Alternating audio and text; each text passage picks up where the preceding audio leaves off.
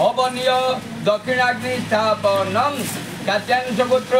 श्रीमान भिकु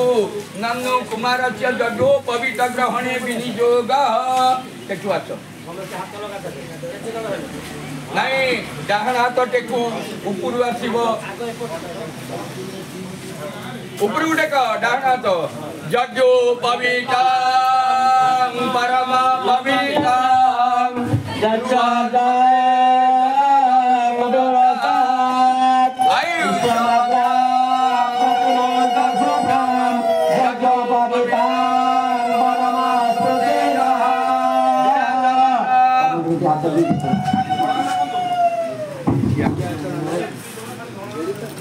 पड़े आस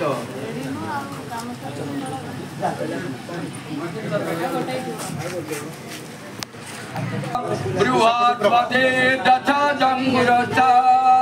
आयुषमग्राम प्रतिमुंच सुब्रह्म जग्यो पवितां परमास्तुतेला पिंडे दियो कानरे बाजी जीवो आचमन करे दियो ता मुंडे रे टिके हाथ रखी दियो समस्ती आगो आचमन करे आइबे कोन पछी